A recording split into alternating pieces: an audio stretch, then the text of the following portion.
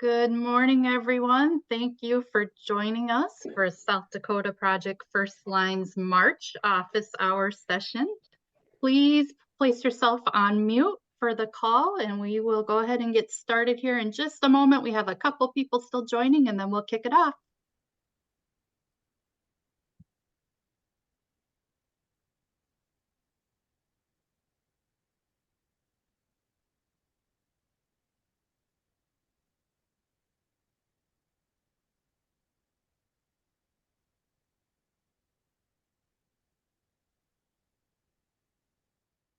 All right, we will go ahead and get started. As I said, welcome to South Dakota Project First Line office hours for March. We are happy to have you here and joining us today. Just a couple housekeeping things I want to kick off with so we get those out of the way and don't forget about them. The first one is both April and May, we will not host a live office hours session. We will, however, have a recording available for you to view on our website, and we will share that out in replacement for that. The reason being is it is conference season and we are headed out and about to travel around to some conferences. In April, we will be at the Sadaho conference, doing a booth, presenting at the Sadaka conference with Sherry Fast, our guest speaker that you guys may be very familiar with. She is not joining us this month, but we have another fantastic speaker. And then we'll also be going to the South Dakota State HOSA conference and doing some fun activities with the high school students there. So really on the road during our normal office hours times in April. And then in May, we have been selected to speak at the National NACHO Infection Prevention and Control Summit. So we will be traveling during that time too. So that is why we will be recording. All right, Rebecca, next slide, please. So as you know, this is South Dakota Project First Line office hours. However, we work for the South Dakota Foundation for Medical Care. I am Jess Stanko. My background is healthcare administration. I'm a respiratory therapist and also a certified infection preventionist for the long-term care setting. Also with me today, I have my partner, Rebecca. I will let you go ahead and introduce yourself. Hello, I am Rebecca Syme. I'm a registered nurse. I have a varied background in healthcare. I'm happy to have you here today.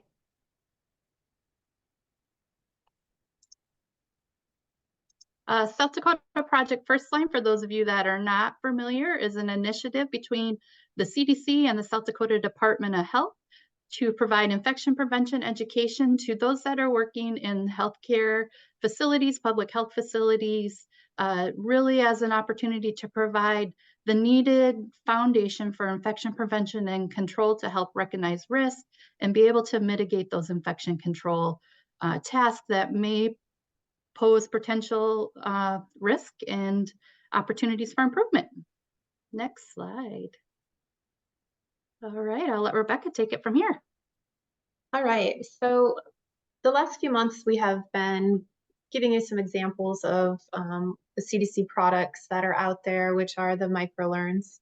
So I just wanted to take a moment today to maybe show you where to find one of the microlearns that we've been showcasing, a little added extra to what we have been doing. So our website, as noted at the top there, www.sdprojectfirstline.com, or excuse me, it's .org. That's a misspell. So if you go to the website, this is what it looks like. We're going to navigate through it in a moment.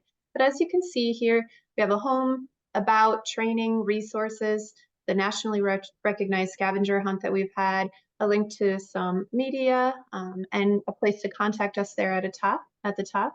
So under this tab, we would click on the resources in this area here, which brings us to this page. So you can view our office hours here, our past recordings that we have added, the monthly newsletter, utilize the scavenger hunt, print some flyers, all the CDC posters that we repeatedly kind of show you a glimpse of on the one screen, usually during office hours. You can find those there and print them. We also have our social media stuff, video links, interactive resources, some training toolkits, the microlearns, which we're going to cover today, and some extra resources, and then some materials that we do have available in Spanish. So at this page, if you are navigating through the website, you just click the microlearn here, and it would take you to this. And then under here is the blood, rash, cough, congestion, draining wound, and diarrhea, which is the one that we're going to focus on today. So when you click on that diarrhea, it brings you to this slide, which is the Infection Control Microlearns User Guide. This kind of gives you a visual, but what I'm going to do now actually is take a moment to do that physically, what we just kind of did the screenshots of. So now we've navigated here to our Project First Line website. So I'll go to the Resources tab. Here's the one that I showed you. We're going to go to the Microlearn. And then under the Microlearn, we're going to go to the diarrhea. And here is the user guide. So as you can see, the user guide pulls up. This one is 3 pages. It gives you not a script, but kind of just a tool guide to help facilitate you walking through this, utilizing it, and making it your own. So it gives you a little information about, and then using, and then a discussion guide, the visual job aid, some notes for you, and then kind of walks you through it. So as we have the little blips that we've been covering every month, this is where they come from. So you're going to introduce the topic, expand on the topic, discuss it, wrap up and reinforce. So it does give you like here, so wrap up and reinforce. Diarrhea can cause an infection. Diarrhea can be caused by an infection, but it is always full of germs. So it gives you some dialogue, and then you can expand on that. Then as you can see here, you can use this one. When you see diarrhea, there's often more than meets the eye. So in this picture, you could utilize, what's happening here? What's the goods? What's the bads? What might be the next step? What do we want to make sure of? Make sure we have our appropriate PPE on there, making sure that we don't shake that linen or take that linen off the bed and put it on the floor. Maybe bring this trash can, laundry trash can here a little closer so that it makes the job more efficient and lessens the amount of possible contamination. Talk about wearing gloves and a gown, and then you can talk about cleaning and disinfecting. So as you can see, these microlearns give you a very good guide that you can utilize on its own, and you can make it adaptive and add extra stuff that's pertinent to your facility. So just wanted to take a moment to show you that. And then when we go back here to the PowerPoint itself, we'll kind of go through that a little quicker so that we can get to our guest today. So here we are back to the user guide. So as you can see, these are the microlearns. We're kind of jumping back into what we have been doing for the last few months. We just did the diarrhea microlearn here. And as we saw on that brochure when we visited it, it's introduce the topic, expand on the topic, discuss with your team, and wrap up and reinforce. So now when you see this, you can kind of relate it to what I just showed you. And each one of these topic areas gives you starting points, discussion points. So what do you see? What do you do when you see diarrhea and a patient or resident is experiencing it? So this is kind of, again, walking through that. What's the cause? We may think C. diff or norovirus. And I know that Cindy, our guest today, is going to talk to us a little bit more about those. So I won't spend too much time as we go through this. So we want to be mindful of washing our hands and the equipment and the surfaces. And again, this picture is taken from there. So before this gentleman gets set up to perform this task, making sure that he has everything in place and ready to go. We want to use the appropriate PPE as we discussed on the other slides. So wearing gloves, following the team's approach, making sure we have the appropriate cleaner and disinfector lined up and ready to go. And then having a plan for how are we going to handle the linens? What's your policy? So when you transport those linens, making sure that they're in a closed bag or laundry system of some sort. And then be thinking too, if, depending, maybe you're talking to your EVS or your housekeeping staff, where do they handle that once it gets to their washing facilities? How is that utilized in that manner to ensure that we're not contaminating? And then, of course, we want to be performing hand hygiene. So this kind of goes through the same thing that we've been doing, the discussion. What do you do when you see it? Are you afraid you might catch something? Do you have the tools that you need?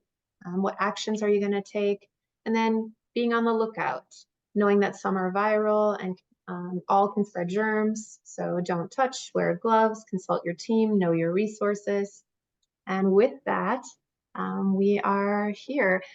Today's guest speaker is Cindy Shook. We are happy to have her here. She's got some great stuff planned for you. So at this time, I will let Cindy introduce herself and take it from here. Good morning, everybody. I am Cindy Shook. I am one of the quality advisors and program managers with South Dakota Foundation for Medical Care. I am on that antibiotic stewardship team. And so just a personal piece of myself, I am a wife, a mother of 3, a grandmother of 6, and an avid SDSU Jackrabbit fan. So today is a very good day after following yesterday's championship round. So prior to my work with South Dakota Foundation for Medical Care, I spent many years in the quality and accreditation world, working closely with infection control and preventionists in the Sanford system to include hospitals, clinics, and long-term care facilities. So Rebecca spoke a little bit about diarrhea, and so I'm going to delve into the relationship, next slide please, of antibiotics and diarrhea. And so next slide please. So the official name of C. diff is Clostridiosis difficile infection. And just because that's kind of a mouthful, I'm going to be utilizing the more common names of C. diff or C. difficile or CDI through my conversation here. As mentioned earlier, C. diff is one of the most common infectious causes of diarrhea. And if a patient or resident is taking antibiotics, they are more likely, 7 to 10 times more likely to get C. diff. It's also more common in the older adults in a hospital or long-term care setting. Next slide, please. So how do you know if it is C. diff? C. diff is typically described as watery diarrhea 3 or more times a day, and it usually has a more distinct odor or smell. Many times they often describe cramping and tenderness as well, and if severe, it can lead to dehydration and may need to be hospitalized for IV fluids and rehydration. Also, if severe, the colon can become inflamed and leading to other complications. Next slide, please. C. diff is caused when the bacteria is ingested through the mouth and reaches the colon.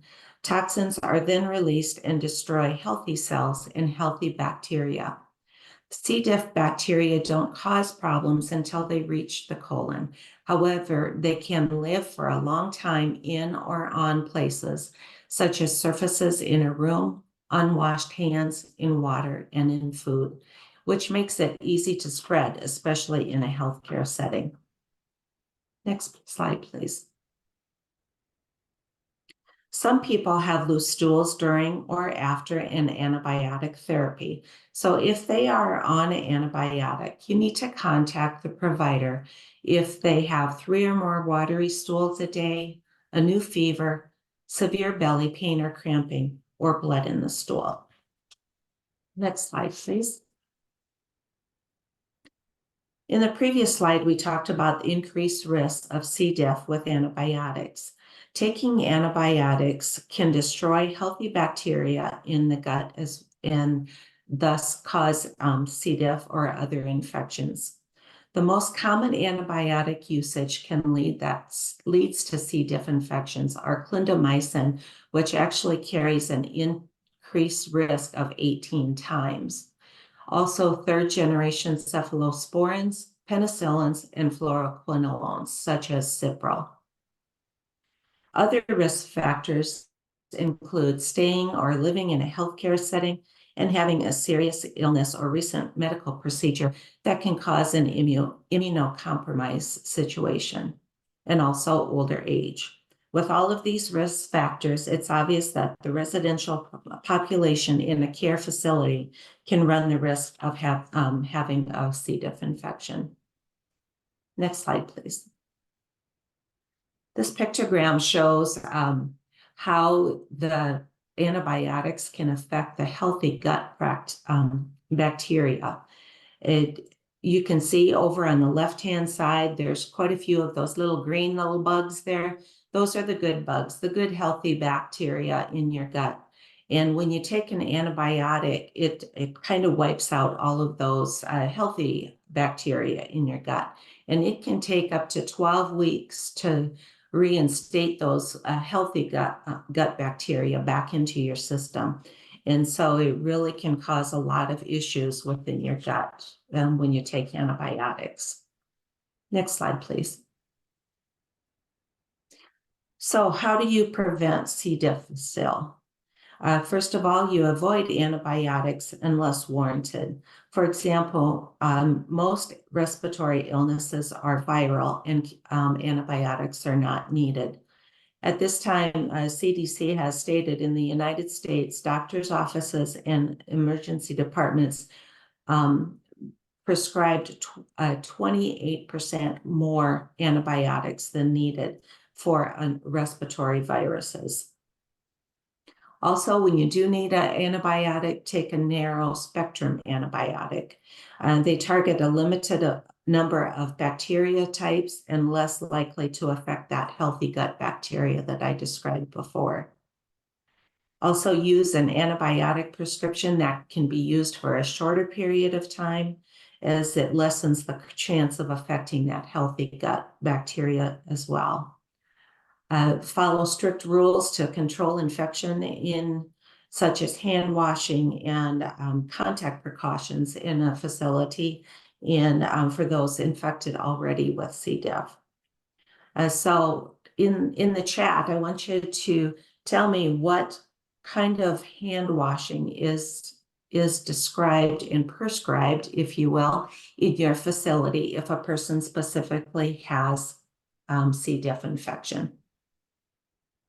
Just making sure everybody's awake here. Throw me a couple of answers to that. What kind of hand hygiene do you do if someone has C. diff?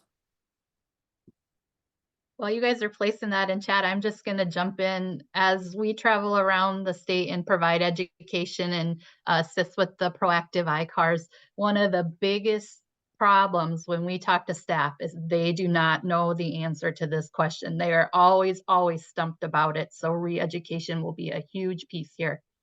It looks like in the chat, the majority of them, Cindy, are saying wash with soap and water. All right, very good. That's what we want to see. And then the last bullet, we have thorough cleaning and disinfection with the appropriate product. So again, a little test question. What's the product your facility uses to disinfect the surface?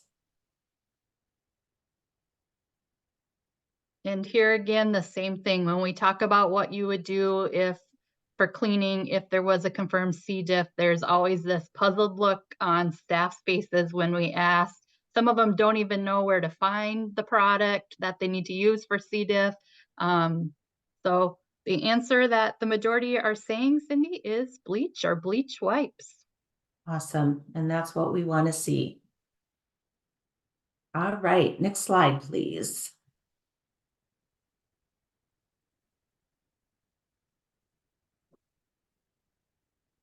Okay, some questions that you may be asked. So, but aren't antibiotics needed to get better? And the answer with that would be sometimes yes, but many times no, because it is a viral illness. Another question you may have is, if I need to be treated with antibiotics, the longer the course, the better, correct? And the answer actually to that one is the shorter the course is usually shown to treat the illness is better rather than a longer course. And the last question that we have there on the slide is, if it's evident that I need a bacterial infection, but not sure what it is, shouldn't I just take an antibiotic that covers a broad spectrum of bacteria? And the answer to that is no. The narrower the spectrum, the better, in order to not kill off those healthy bugs in the gut that we talked about. It is important to follow up with the culture and sensitivity to ensure the antibiotic prescribed is the best one to treat that specific organism. Next slide, please. So on to antibiotics and the stewardship thereof. There's a few questions that I have on these slides to ask at your facility. Does your facility monitor the use of antibiotics that are at high risk for C. diff? Another question would be, does your facility reduce the unnecessary use of antibiotics that are at high risk for C. diff? Or does your facility educate personnel about the risk of C. diff with antibiotics? Like just spoke about, that education is so important. Do nurses at your facility educate the residents and the family members about C. diff when antibiotics are prescribed? Next slide, please. A few more questions to ask at your facility. Does your facility, sorry, I'm one before. And do your nurses, sorry, I got mixed up, not you, Rebecca, thank you. Go next. Do nurses at your facility play a role in evaluating residents with antibiotic allergy histories? And specifically to that, is that truly an allergy that you are avoiding? For residents with new or recent CDI diagnosis, does your facility routinely review appropriateness of antibiotics prescribed for the treatment of other conditions like we just spoke about? And are antibiotics reviewed for patients at your facility, for example, after 2 days of treatment when those culture results come back? Do nurses at your facility participate in the antibiotic review process? And also, do your nurses at your facility initiate discussions with the treatment team when residents make required changes to antibiotic orders? Next slide.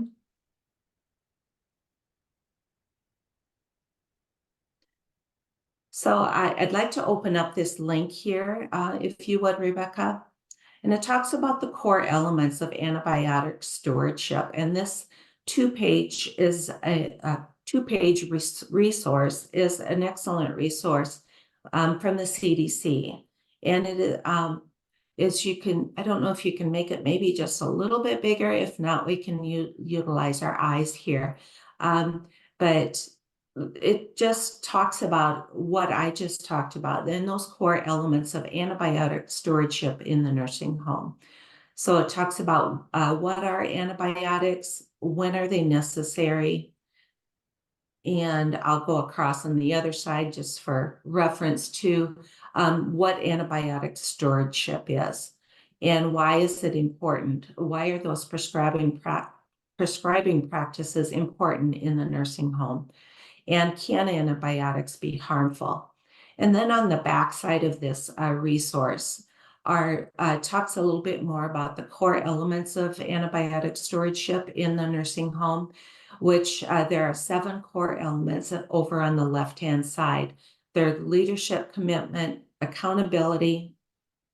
If you could scroll down a little bit for me. Drug expertise, action, tracking, reporting, and I believe there's one more, education, that we just spoke about and how important that is within your facility. And then over on the right-hand side just talks about what can you do to improve those antibiotics use and prevent the spread of germs such as C. diff. And so I just would encourage you to utilize that resource. And again, it's just a 2-pager, so it's easy to pull up and look at and utilize. If we want to go back, Rebecca, to the slides, that would be great.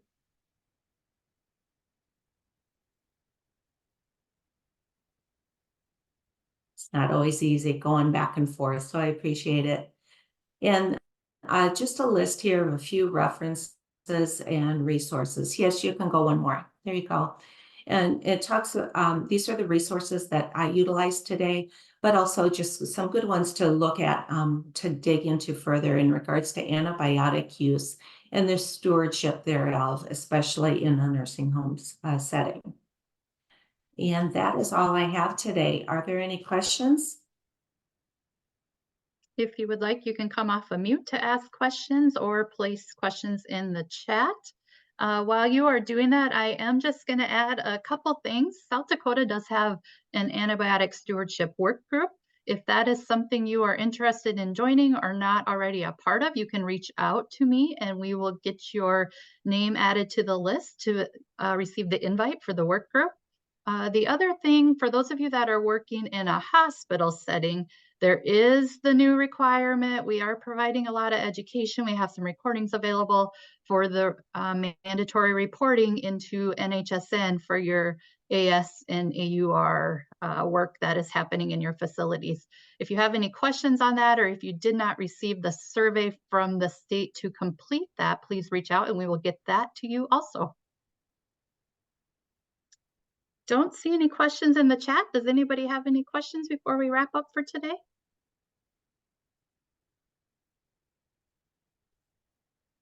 Rebecca, do you want to go to the next slide? I don't know if we had anything else on there. Nope, just our thank you. It's All just where we right. pop in, yeah, sorry, and say thank you. And remember, you can stop the spread of germs. With that, we'll go on. Here you go, Jess, sorry. No, you're absolutely fine. You can contact us through the QR code here or go to our website, sdprojectfirstline.org. We are available for any assistance or questions, or if you have questions for Cindy, you certainly can send them through there and we will get those to her also. Otherwise, we will go ahead and wrap up for today. Thank you for hopping on the call and joining us. And just as a reminder, we will not have live office hours in April or May, but there will be recordings that are sent out via email and posted on our website. Thanks, everyone. Thank you.